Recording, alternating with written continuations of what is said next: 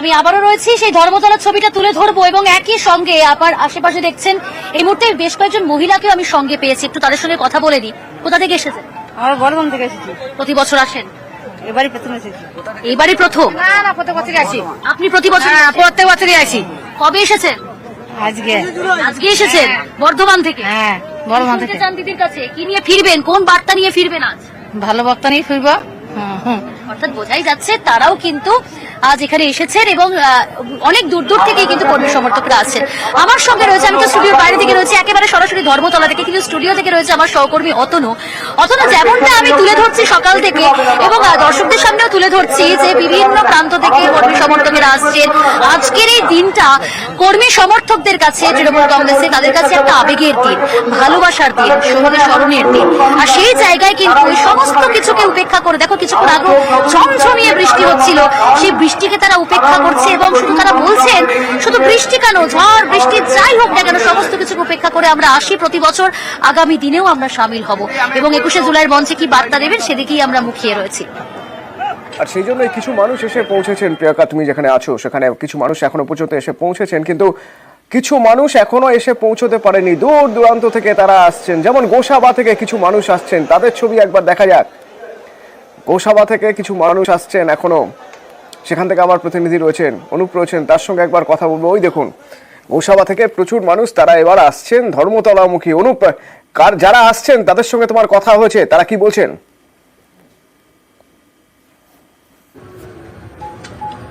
দেখো, এই সুন্দরবনের প্রত্যন্ত হচ্ছে এই গোসাবা দ্বীপ, সেই গোসাবার বিভিন্ন দ্বীপের যেসব তৃণমূল কর্মী সমর্থকরা রয়েছে তারা কিন্তু সকাল সকাল তারা বেরিয়ে পড়েছে। 21শে জুলাই হচ্ছে ধর্মতলায় শহীদ দিবস উপলক্ষে রাজ্যের মুখ্যমন্ত্রী মমতা বন্দ্যোপাধ্যায় কী বার্তা দেন, তাদের সঙ্গে কথা বলা হয়েছে যে কী বার্তা দেন, সেই বার্তা নিয়েই কিন্তু তারা আসবেন এবং সেখানে থেকে সেই বার্তা নিয়েই এবং সেই এলাকায় গোসাবার বিভিন্ন এলাকায় যেমন শম্ভুনগর, সাতজালিয়া, ছোট মোল্লাখালী থেকে শুরু করে 9টি যে গোসাবা ব্লকের দ্বীপ রয়েছে, সেই দ্বীপে যেসব তৃণমূল কর্মী সমর্থকরা এই শহীদ দিবস গিয়েছেন তারা নদী পথে গদখালি আসবেন, সেখান থেকে তারা আবার সড়ক পথে ক্যানিং রেল স্টেশনে আসবেন এবং ক্যানিং রেল স্টেশন থেকে রেলে করেই তারা ট্রেনে করে তারা কিন্তু যাবে ধর্মতলায়। এই যে সকাল থেকে কিন্তু আকাশ কিন্তু পরিষ্কার থাকলেও কিন্তু একটু বেলা বাড়ার সঙ্গে সঙ্গে আকাশ মেঘলা, কখনো ঝিরিঝিরি বৃষ্টি, কখনো মাঝারি বৃষ্টি শুরু হয়েছে। সেই বৃষ্টিও কিন্তু তারা উপেক্ষা করে ইতিমধ্যে ধর্মতলার উদ্দেশ্যে তারা রওনা দিয়েছে। শুধু গোসাবা বলেও নয়, ক্যানিং থেকে, ক্যানিংয়ের পশ্চিমের বিধায়ক পরেশরাম দাসের নেতৃত্বে কয়েক হাজার তৃণমূল কর্মী সমর্থকরা তারা কিন্তু ইতিমধ্যে ধর্মতলার উদ্দেশ্যে শহীদ দিবস উপলক্ষে বাড়ি থেকে বেরিয়ে তারপরে খেয়াঘাটে অপেক্ষা, সেখান থেকে নৌকা পেরিয়ে এসে ট্রেনের পর বাস, তারপরে হেঁটে পৌঁছতে হবে ধর্মতলায়। ছাতায় ছাতা, ধর্মতলায় মাথা দেখা যাচ্ছে না। খুব স্বাভাবিক, কারণ প্রতি বছর 21শে বৃষ্টি হয়, আর সেই বৃষ্টি মাথায় নিয়েই চলে আসেন প্রচুর মানুষ, অপেক্ষা করে থাকেন মমতা বন্দ্যোপাধ্যায়ের বক্তব্য শোনার জন্য। যেমন বর্ধমান থেকেও এখন প্রচুর মানুষ তারা সকাল থেকে বেরিয়েছেন, এখনো তারা আসছেন। সেই বর্ধমানের ছবিও দেখাই আপনাদের। বর্ধমান থেকে রয়েছেন আমার প্রতিনিধি রণদেব। প্রচুর মানুষ আমি দেখছি, তারা ট্রেনে, কেউ গাড়ি ভাড়া করে তারা আসছেন। তো যারা আসছেন তাদের সঙ্গে তোমার কথা হয়েছে, তারা কি বলছেন? দেখো অতনু, একদম আজকের দিনটা হচ্ছে তৃণমূল কর্মীদের কাছে আবেগের দিন, কষ্টের দিন, কিন্তু এই আবেগ ধরে রাখার জন্যই কিন্তু এরা অপেক্ষা করে থাকে 1 বছর ধরে। এবং 21শে জুলাই ভোর থেকেই কাটোয়া স্টেশন এবং পূর্ব বর্ধমান জেলার যে অধিকাংশ এলাকাটাই হচ্ছে কাটোয়া স্টেশন ভিত্তিক, আর বাকিটা বর্ধমান স্টেশন এবং বর্ধমান বাসস্ট্যান্ড থেকে বাসে করে তৃণমূল কর্মীরা যাচ্ছে ধর্মতলার অভিমুখে। এবং এখানে কাটোয়া স্টেশন থেকে শুধু পূর্ব বর্ধমান জেলা না, এবং এখানে পার্শ্ববর্তী মুর্শিদাবাদ, বীরভূম এবং উত্তরবঙ্গ থেকে আসা যে তৃণমূল কর্মীরা তারাও কিন্তু যাচ্ছে, এখানে স্টেশনে নামছে। এখানে সহায়তা ক্যাম্প খোলা হয়েছে, সেই ক্যাম্পে তারা কিন্তু প্রয়োজনীয় জিনিসপত্র নিচ্ছে, ওষুধ, শুকনো খাবার, পানীয় জল এবং একটা করে ব্যাচ তাদেরকে দেওয়া হচ্ছে। এবং সবথেকে উল্লেখ্য যে এখানে ভরতপুর, মুর্শিদাবাদের ভরতপুর এলাকা থেকে আজকের দিনের যে কর্মাধ্যক্ষ তিনি আজকে তৃণমূল কর্মীদের নিয়ে সে যাচ্ছে এবং সবাই কালো পোশাক পরেছে, তার উপরে কিন্তু ব্যাচের ছবি আঁকা আছে এবং সেই পরে তারা স্বেচ্ছাসেবী হিসাবে তৃণমূল কংগ্রেসের শহীদ দিবস মঞ্চে যাবে, মুখ্যমন্ত্রীর বক্তব্য শুনবে, দলনেত্রী কি নির্দেশ দেয় আগামী 1 বছরে পথ চলার জন্য সেই নির্দেশের অপেক্ষাতেই ওরা কিন্তু এখন অধীর আগ্রহে ট্রেন ধরছে।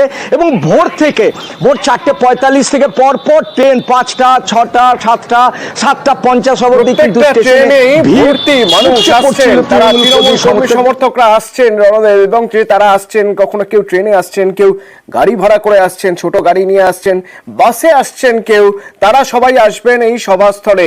কিন্তু কোন রুট দিয়ে, কিভাবে তারা সভাস্থলে পৌঁছবেন? কিছুক্ষণ পরেই সেই রাস্তাগুলো ভর্তি হয়ে যাবে, তার কারণ সভাস্থল থেকে দেখা যাবে যে সভাস্থল পর্যন্ত হয়তো মানুষ পৌঁছতে পারছেন না। এত মানুষ প্রতি বছর আসেন, প্রতি বছর 21শে জুলাই এই একই ছবি দেখা যায়। কিন্তু রুট কি, কোন রুট দিয়ে তারা এই সভাস্থলের কাছে পৌঁছবেন, এক নজরে দেখে নেওয়া যাক।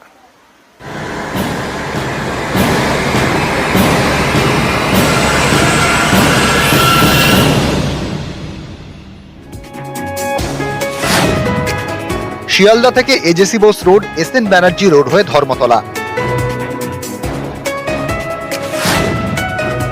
হাওড়া ব্রিজ থেকে ব্রেবন রোড, ডালহৌসি হয়ে ধর্মতলা,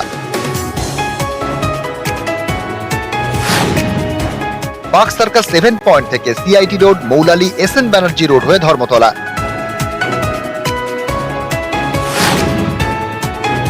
হাজরা রোড থেকে আশুতোষ মুখার্জি রোড, জওহরলাল নেহেরু রোড হয়ে ধর্মতলা, শ্যামবাজার থেকে এপিসি রোড, শিয়ালদা ফ্লাইওভার পেরিয়ে এজেসি বোস রোড, মৌলালি হয়ে ধর্মতলা, কলকাতা স্টেশন থেকে RG Kar road, Shyambazar, APC road, AJC Bose road, SN Banerjee road হয়ে ধর্মতলা, শ্যামবাজার থেকে সেন্ট্রাল অ্যাভিনিউ হয়ে ধর্মতলা,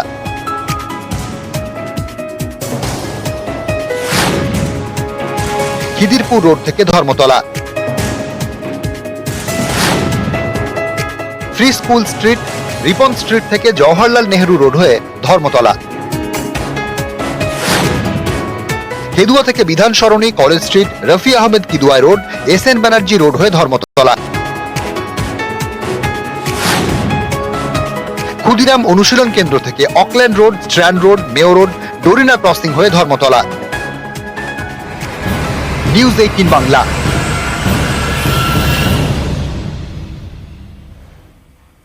ভোর থেকে গাড়ি নিয়ে বেরিয়ে পড়েছেন, জেলার বিভিন্ন প্রান্ত থেকে তারা আসছেন, কিন্তু শহর কলকাতায় পার্কিং কোথায়, কোথায় রাখবেন গাড়ি?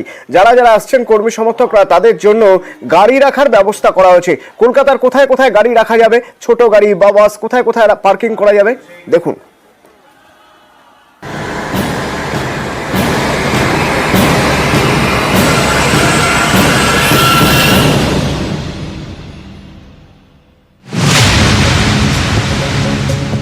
উত্তর কলকাতা উত্তর শহরতলি থেকে বিটি রোড, চিতপুর হয়ে সেন্ট্রাল এভিনিউ দিয়ে গাড়ি আসবে।